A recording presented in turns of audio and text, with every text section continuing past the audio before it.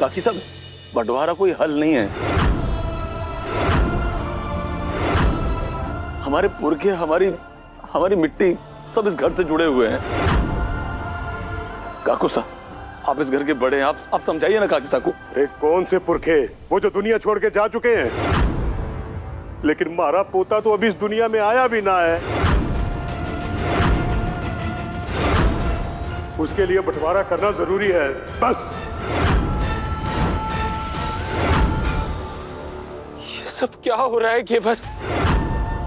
क्या हो गया है काकी साहब को? उन्हें समझाओ ना तुम। काकी साहब, आप मेरी बात समझने की कोशिश कीजिए। आप सिर्फ 2 दिन और रुक जाइए। मेरे सिर्फ 2 तक बाकी है। उसके बाद कुंवर साहब वापस आ जाएंगे। वो खुद सब कुछ ठीक कर देंगे।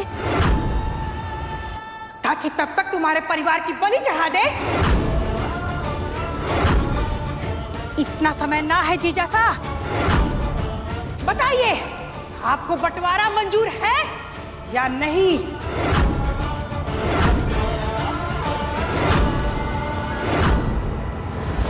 अरे छोरी, जब तक इस घर में वो घेवर और उसके मरे हुए पति का साया रहेगा ना, तब तक इस घर का वारिस यानी कि थारा पोता पैदा ना हो पाएगा।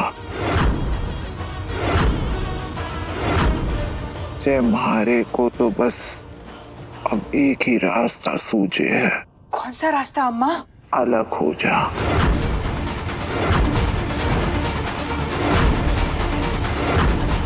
मौका मिलते ही अपना हिस्सा मांग ले। हो जाने दे इस घर का, इस हवेली का बंटवारा। मैंने बंटवारे का बारूद काकीसा के मन में बिछा दिया है। थारे को जैसा ही मौका मिलेगा ना, जाके चिंगारी लगा देना, समझी? ये बंटवारा तो होकर रहेगा। मेरे बेटे के सम्मान और उसकी संतान के लिए अगर मुझे अपनी जान भी देनी पड़े तो मैं पीछे नहीं हटूंगी। ये तो फिर भी सिर्फ एक जायदाद है।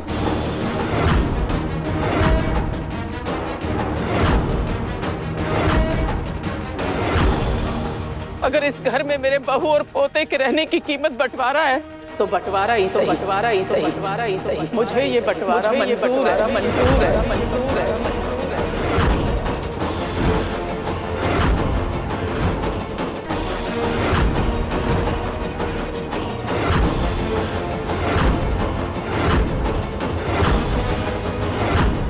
माँ साहब, ये आप क्या कह रही है? ये गलत है। परिवार के बिना घर सिर्फ मकान होता है। मैं अपना परिवार बचा रही हूं और ये मेरा आखिरी फैसला है।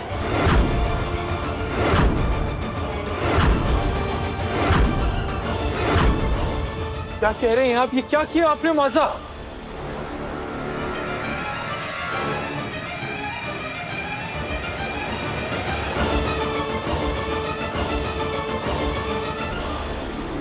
ठीक है, ये तय रहा। जो भी इस हवेली का पहला खरीदार मिलेगा उसे हवेली बेच देंगे।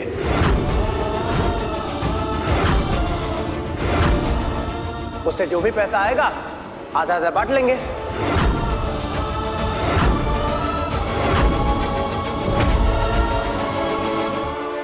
चलिए बाबा साहब, मासा चलिए। नहीं अबे, काकू साहब, काकी साहब, ये क्या कर रहे हैं आप लोग? मत बंटवारा कीजिए। इस घर को कैसे बेच सकते हैं आप? बाबा साहब की यादें हैं यहाँ, हम सबके बचपन की यादें हैं यहाँ।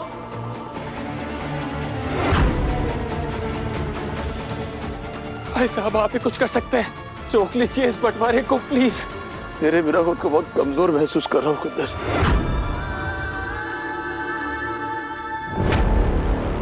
काश तू यहाँ पर हो तो। भाई साहब,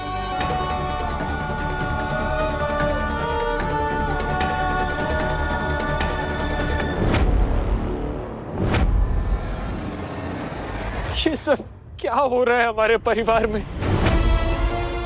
घेवर,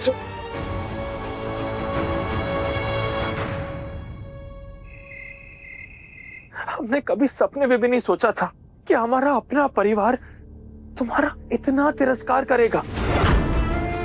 हमारे रिश्तों में इतनी कड़वाहट आ गई कि हमारा अपना परिवार घर के बंटवारे की बात कर रहा है। हमें समझ नहीं आ रहा ये क्या हो रहा है। ऐसा पहले तो कभी नहीं हुआ केवल। क्या कर सकते हैं हम? ये जरूर उस टैटू वाली औरत की चाल है। वो हमारी दुखती रग पहचानती है, इसलिए हमारे साथ ये खेल खेल रही है वो। और हो सकता है वेदिका भाभी सा का गिरना वो भी उसी की कोई साजिश हो। अगर ऐसा है तो वो जो भी है बहुत खतरनाक है कुंवर साहब। हम सबके बीच होते हुए भी वो ये सब इतनी आसानी से कर रही है। हमें उसे जल्दी ढूंढना होगा।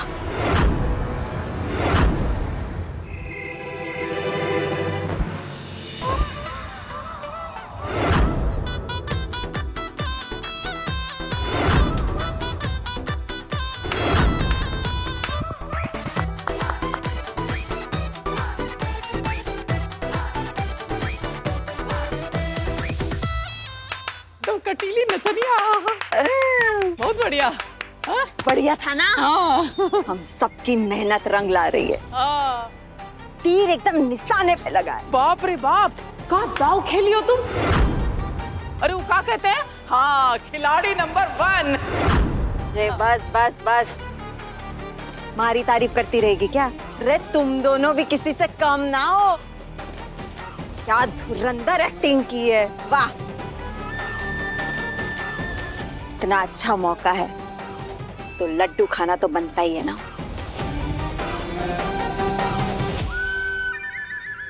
रे मासा की आधी जायदाद तो हमारे हाथ लग ही जाएगी,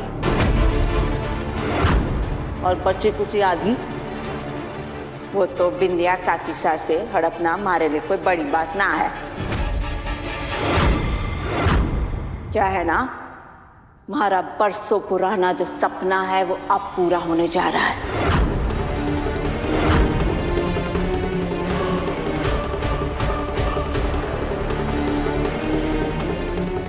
ठाकुर परिवार को उसका असली वारिस जो मिलने वाला है,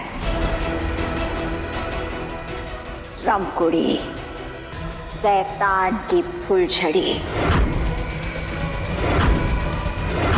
हम अपने घर को, अपने परिवार को इस तरह टूटते हुए नहीं देख सकते, नहीं देख सकते इस तरह हम। और क्या करें हम? हमें कुछ समझ नहीं आ रहा है केवल कैसे मदद करें सबकी।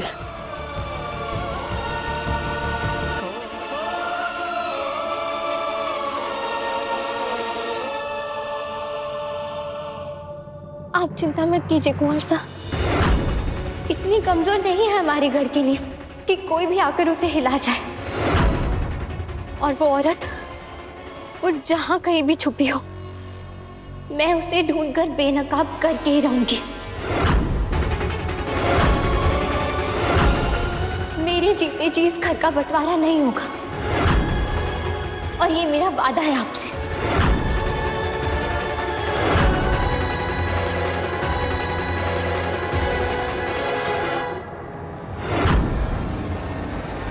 और तुम दोनों भी चिंता फिकर मत करना।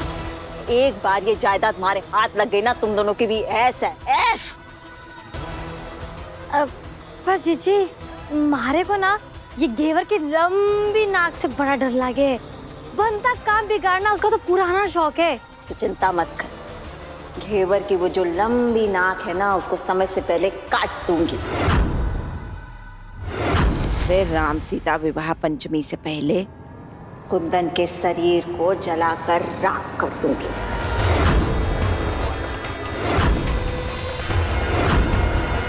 पर बहिनिया ये तो बताओ कि कुंदन के शरीर तक पहुंचेंगे कैसे? कर दी ना तूने अंबिका जैसी बात। जे अंबिका बनते बनते थारी बुद्धि भी भ्रष्ट हो गई है। अरे भूल गई क्या? चौथा तप अभी बाकी है, और चौथा तप माँ के बिना पूरा ना होगा।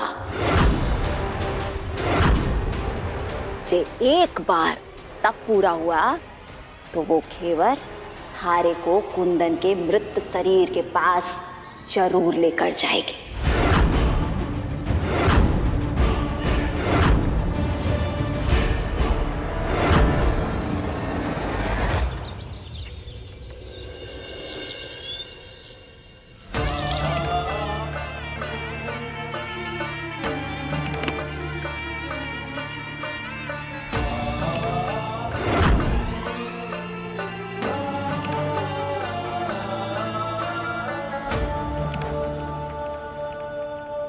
मैं जानती हूँ बेटा, तुम्हारे मन में क्या तूफान उठा हुआ है, पर मेरे पास भी कोई दूसरा रास्ता नहीं था। पर तुम चिंता मत करो घेवर, माताजी महाराज ने चाहा तो ये बंटवारा भी रुक जाएगा,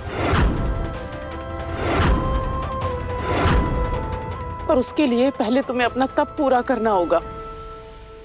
मेरा व्रत तो पूरा हो गया है, अब तुम भी अपना तप पूरा करने के लिए मुझे मेरे बेटे कुंदन के पास ले जाना होगा।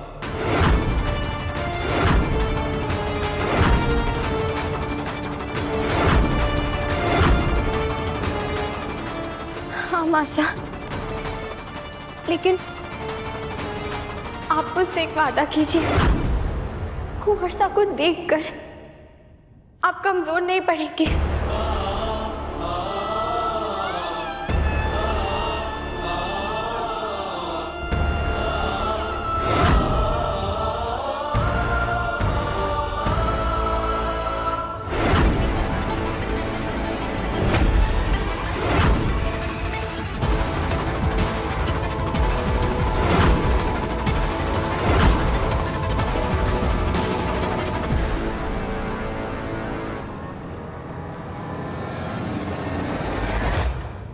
मासा, चलिए।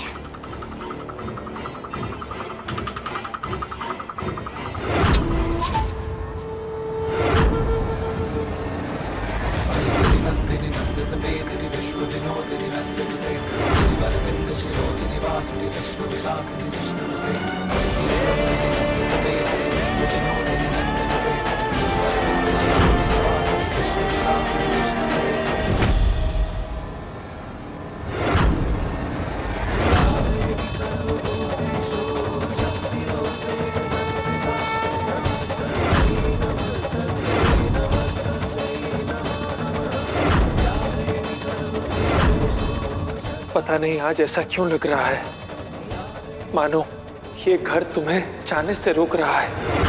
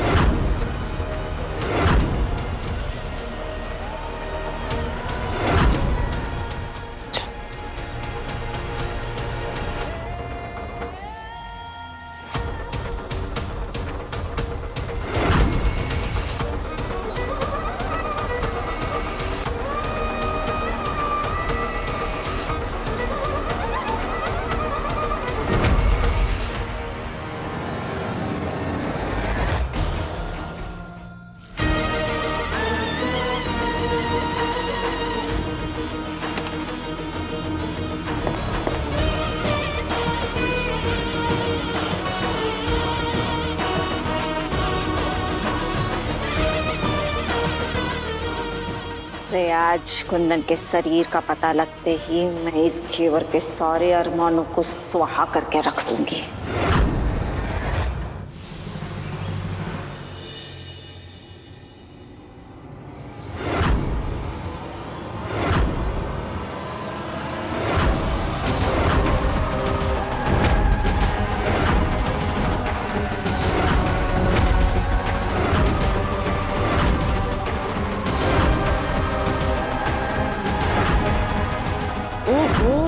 तो यहाँ छुपाई है ये घेवरिया इस कुंदन को।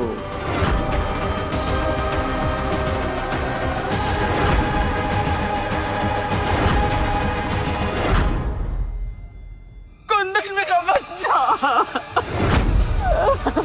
माँ साहब, आप शांत हो जाइए ना। माँ साहब, मेरी बात तो सुनिए। आप अगर ऐसे रोएंगी तो फिर हम ये तब पूरा नहीं कर पाएंगे मासा। अपने आप को संभालिए मासा, शांत हो जाइए। आप यहीं रुकिए, मैं पूजा की सारी तैयारियां शुरू करती हूँ।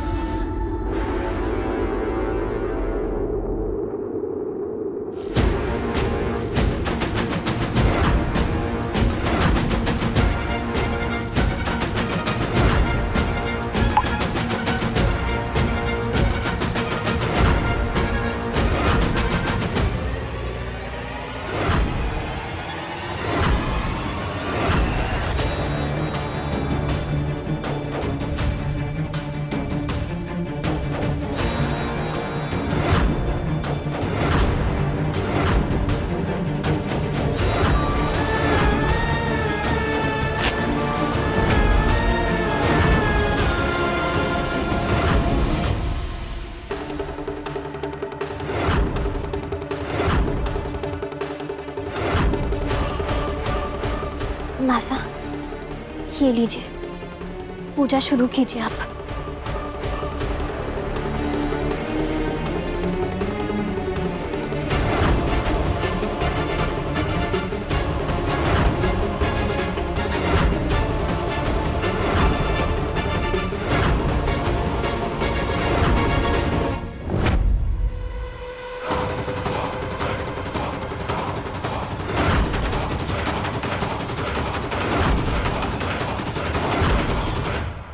हे महादेव, एक माँ का तप, उनकी श्रद्धा को स्वीकार कीजिए। ओम नमः शिवाय।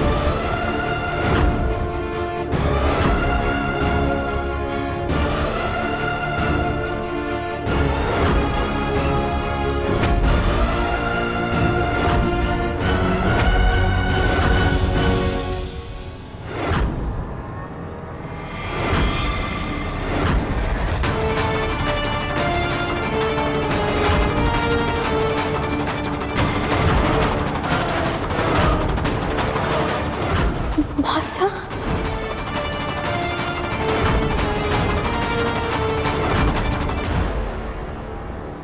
भाई साहब, क्या आपको उस औरत के बारे में कुछ भी याद है? कोई निशानी? उस औरत के हाथ में एक टैटू बना हुआ था, कुछ ऐसा था भाभी साहब।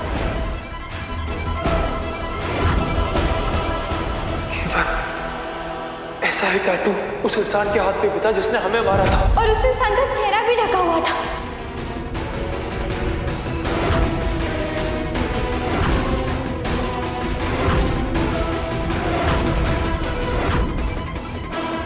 तो क्या वो औरत मासा है?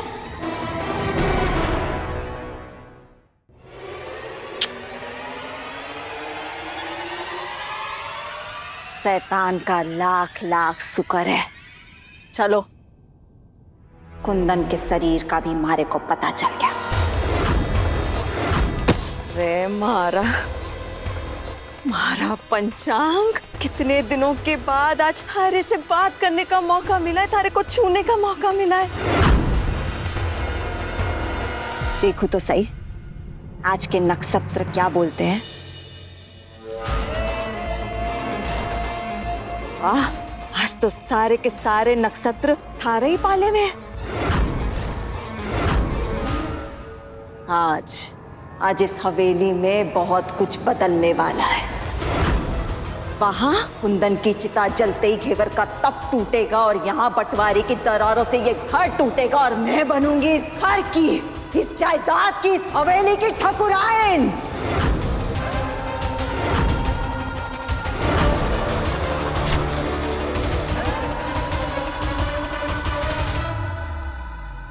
बाबा सा, कैसा लग रहा है थारे को? अरे मारे दिल को जो सुकून मिल रहा है ना, थारे को मैं बता भी ना सकती कि थारे इस परिवार के कैसे मैंने टुकड़े टुकड़े करके रख दिए। आज जब थारे जायज बेटे की चिता जलेगी, तब थारी ये नाजायज बेटी इस घर पर राज करेगी, तब जाके होगा मारा बदला पूरा और कोई मारे को हरा नहीं पाएगा, कोई रोक ना पाएगा, समझा?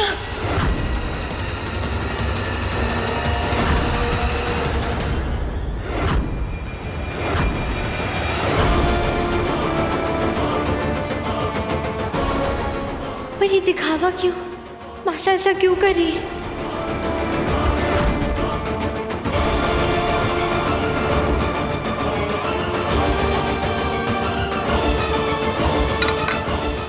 हो गई पूजा, तब पूरा हो गया ना।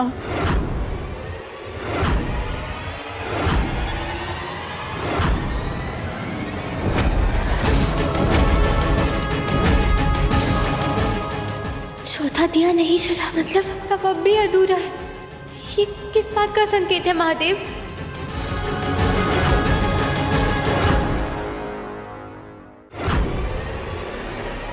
कुंदन के शरीर को कहाँ छुपा कर रखा है? मुझे उसे देखने का मन हो रहा है। अगर मासा ही वो नकाब वाली औरत है, तो क्या ये तप और व्रत कुंवर सा के शरीर तक पहुंचने का सिर्फ एक नाटक था?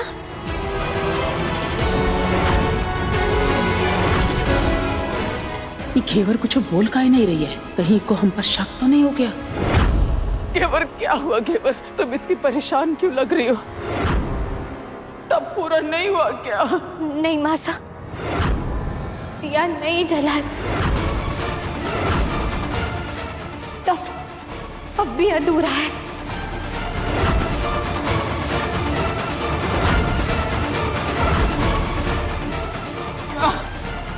इसका मतलब कि मेरे बेटे के लिए मेरे प्यार में कोई कमी रह गई। कैसी अभागी माँ हूं मैं, अपने बेटे के लिए तब भी पूरा नहीं कर पाई। पता नहीं क्या गलती हो गई हमसे। घेवर क्या मेरा बेटा अब कभी लौट कर वापस नहीं आएगा? मेरा कुंदन, मेरा बच्चा, मेरा कुंदन, कुंदन देख।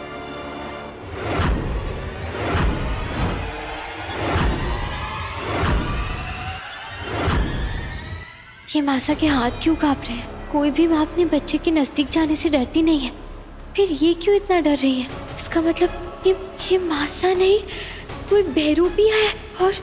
और अगर ये मासा नहीं है तो मासा कहाँ है?